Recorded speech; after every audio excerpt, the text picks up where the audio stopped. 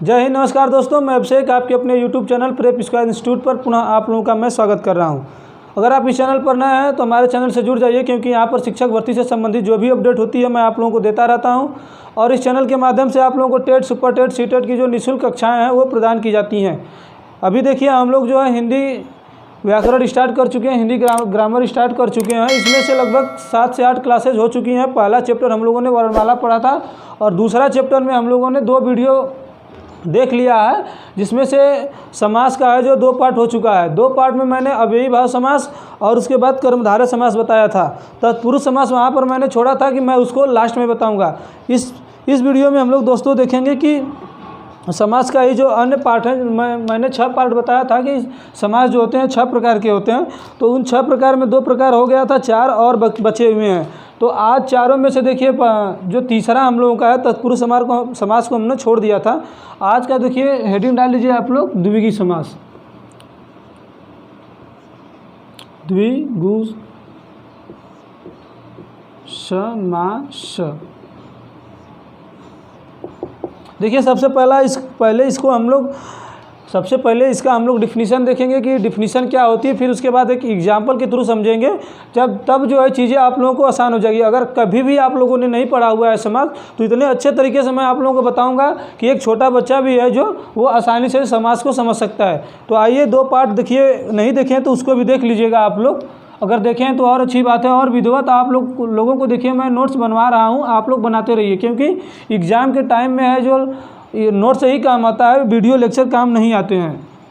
तो आइए पढ़ते हैं द्विगु समास। सबसे पहले डिफिनीशन लिखिए।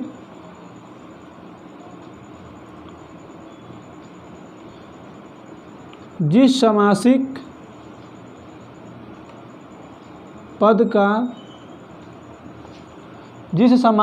का प्रथम पद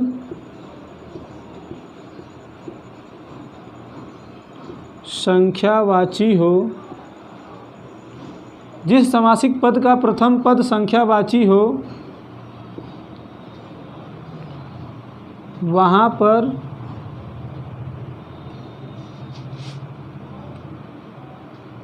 द्विगु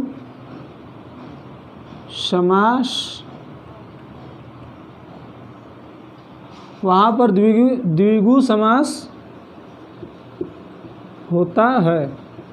देखिए डिफिनीशन बिल्कुल आसान है, और इतना ही आसान इसको पहचानने में है जहाँ द्विगु समास होगा। देखिए जिस समासिक पद का प्रथम पद और उत्तर पद मैंने आप लोगों को बताया हुआ है पहले लेक्चर में कि प्रथम पद क्या होता है, उत्तर पद क्या होता है, प्रधान पद क्या होता है, गौड़ पद क्या होता है। तो जिस समासिक पद में जो है प्रथम पद प्रधान हो या फिर प्रथम पद जो है संख्यावाची शब्द हो, मतलब ये कि ऐसा कोई समासिक पद जिसमें प्रथम पद कोई संख्या दिया हो, जैसे 1 2 3 4 5 6 7 8 जो भी दिया हो, वहाँ पर संख्या के रूप में दिया हो प्रथम पद, वहाँ पर द्विगु समास होता है। अब देखिए एग्जाम्पल के माध्यम से समझिए।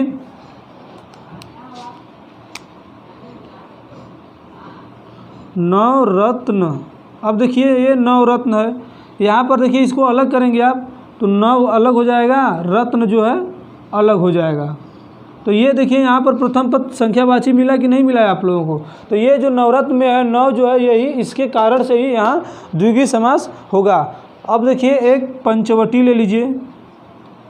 पंचवटी, यहाँ पर देखिए पंच है, पंच मीन्स 5, पंच नहीं, ये मुक्का वाला पंच नहीं, पंच मीन्स 5 होता है।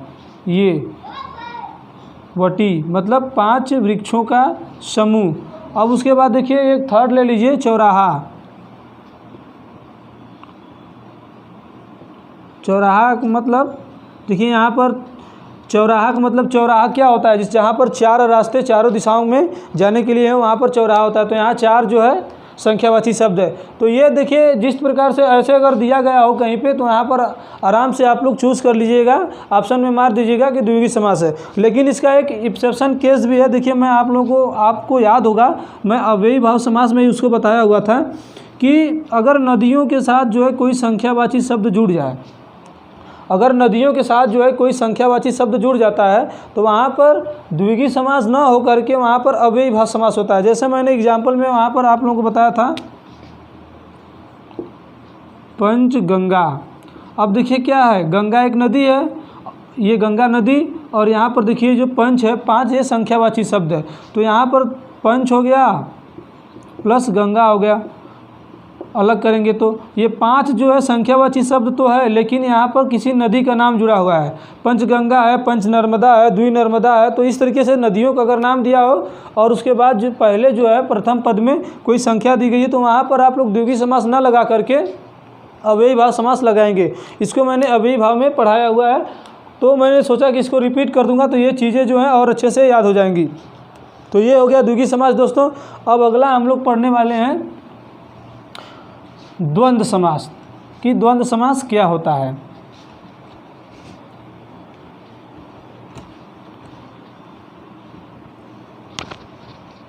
तो आइए सबसे पहले हेडिंग डालेंगे द्वंद्व समास।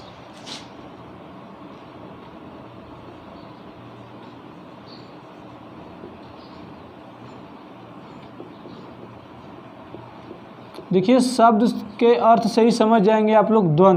द्वंद्व कब होता है? जब दो लोगों के बीच में, जब चीज़ें जो हैं, विचार जो है एक दूसरे के विपरीत हो, तो वहाँ पर द्वंद्व होता है। तो इसकी सबसे पहले डिफिनीशन लिखेंगे कि जिस समासिक पद में दोनों पद प्रधान हो,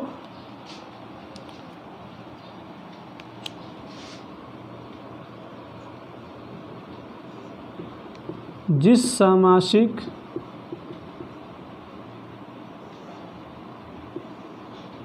पद में दोनों पद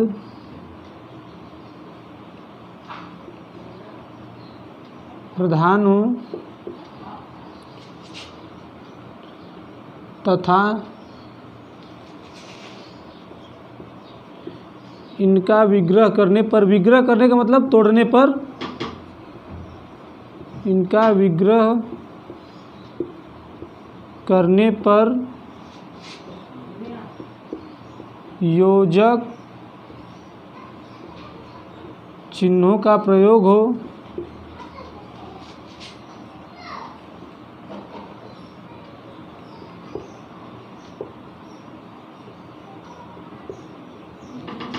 या फिर या और एवं का प्रयोग हो,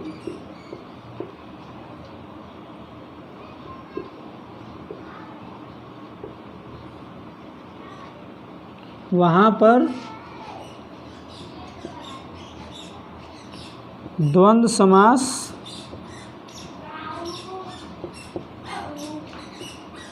होता है। अब देखिए जिस समासिक पद में जो है दोनों पद प्रधान हो, देखिए मैं किनारे हो जाता हूँ, आप लोग देखिएगा। जिस समासिक पद में दोनों पद प्रधान हो तथा इनका विग्रह करने पर योजक चिन्हों का प्रयोग हो। योजक चिन्ह क्या होता है? ये योजक चिन्ह ऐसे होता है, ये बीच वाला।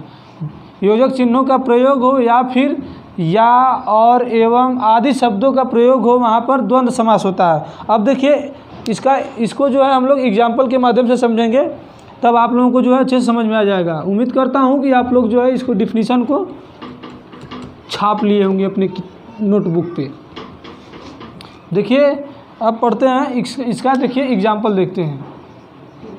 एग्जाम्पल में दिन रात। अब देखिए ये जो दिन और रात है एक दूसरे के विपरीत है कि नहीं है? अब उसके बाद देखिए विपरीत तो है, यहाँ पर योजक चिन्हों का भी प्रयोग हुआ है। जब इसका विग्रह आप लोग करेंगे तो क्या लिखेंगे? दिन और रात। तो मैंने वहाँ पर क्या बताया था कि या और एवं शब्दों का प्रयोग हो, तो इस तरीके से दिन रात हो गया। अब सेकेंड है हम लोगों का माँ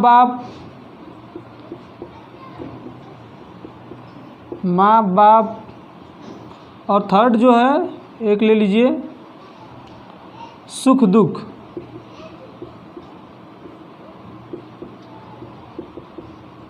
तो इस प्रकार से देखिए जहाँ पर योजक चिन्हों का प्रयोग हुआ हो और दोनों पद प्रधान हो और एक दूसरे के विपरीत हो, एक दूसरे को विरोधाभास दिखाते हों, तो वहाँ पर जो है द्वंद्व समास होगा। तो ये द्वंद्व समास हो गया दोस्तों। अब उसके बाद देखिए हम लोग पढ़ेंगे बहुब्रीहि समास, और बहुब्रीहि समास के बाद हम लोग पढ़ेंगे तत्पुरुष समास, जो हम लोगों ने शुरुआत में छोड़ा हुआ था, क्योंकि उसके प्रकार भी थे, 6 प्रकार बताना था। तो वहाँ पर मुझे लगा कि इसको लास्ट में पढ़ाना चाहिए। बहुब्रीहि समास।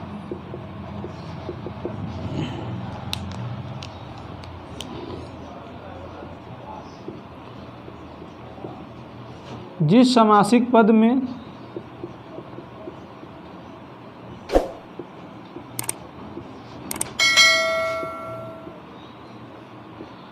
कोई भी पद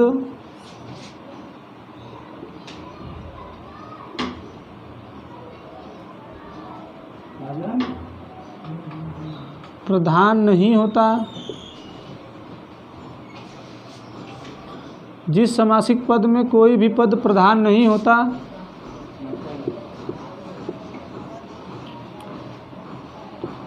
दोनों पद जो है प्रथम पद और उत्तर पद, जिस समासिक पद में कोई भी पद प्रधान नहीं होता, दोनों पद मिलकर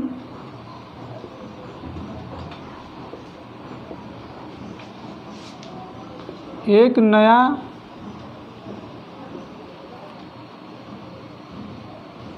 या अलग अर्थ प्रकट करते हैं।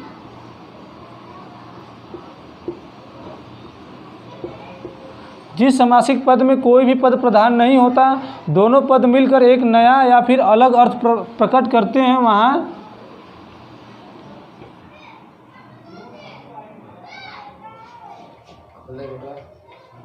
खोलो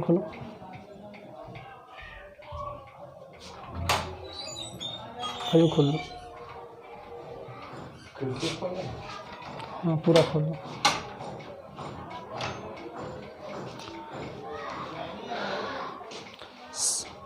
सॉरी दोस्तों, लाइट चली गई। आइए देखते हैं।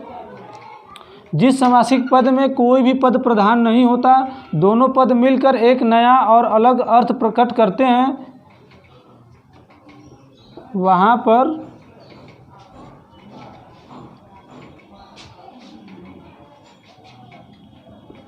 बहुव्रीहि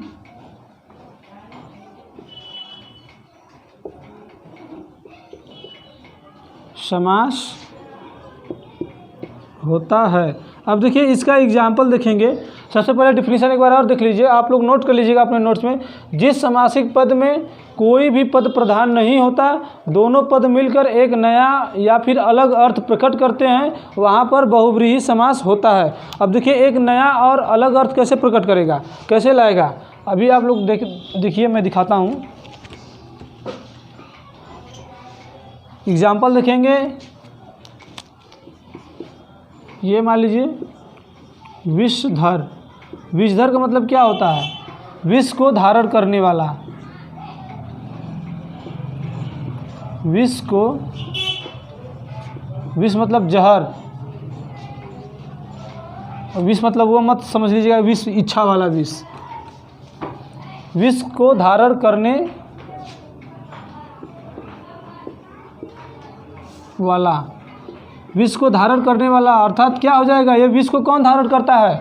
जो अभी देखिए शिव को जब देखेंगे, कोई भी तस्वीर फोटो देखेंगे तो शिव जी का यहाँ जो होता है वो नीला होता है, तो वो इंडिकेट करता है कि जो शिव जी होते हैं वो विष को धारण कर कर यहाँ पर रोक लिए होते हैं। तो अर्थात जो है शिव जी,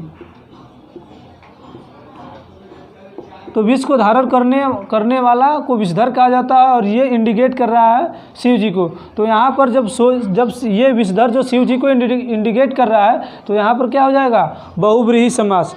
अब उसके बाद देखिए एक और लीजिए, चक्रपाणी। चक्रपाणी, चक्रपाणी का अर्थ होता है चक्र को धारण करने वाला। चक्र को धारण करने वाला देखेंगे आप लोग जब भी विष्णु जी की तस्वीर, तो वहाँ पर ये अपनी उंगली में जो है चक्र धारण किए रहते हैं। तो वो ये चक्रपाणी जो है शब्द जो इंडिकेट करता है विष्णु के तरफ, विष्णु जी,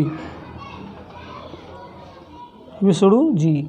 अभी इस तरह से तरीके से देखिए जो दशानन है, दशानन पर अगर कोई देखेगा तो कहेगा कि यहाँ पर अगर अच्छे से नहीं पढ़ा है तो देखेगा कि द्विगुणी समास यहाँ पर होगा, क्योंकि दशानन में जो पहले 10 आ रहा है संख्यावाची शब्द, तो यहाँ पर देखिए दशानन में द्विगुणी समास ना होकर के बहुब्रीहि समास होगा। क्यों? जो दशानन होता है, दशानन का अर्थ होता है 10 मुख वाला, 10 आनन, 10 सर वाला। तो ये जो 10 सर वाला है, जो धड़ होता है, ये सर का धड़ वो किसके पास होता है? वो रावण के पास होता है। तो रावण जब युद्ध लड़ रहा था राम से, तो वहाँ पर उसके 10-10 सर हो गए थे, तो इस कारण से वहाँ राम कन्फ्यूजन में आ गए थे, तो वहाँ पर दशानन बोला गया है। तो वहाँ पर देखिए जो दशानन आएगा वहाँ द्विगुणी समास ना होकर के वहाँ पर बहुब्रीहि समास होगा, क्योंकि दशानन जो है इंडिकेट कर रहा है रावण की तरफ। तो ये देखिए दोस्तों हो गया बहुब्रीहि समास और द्वंद्व समास।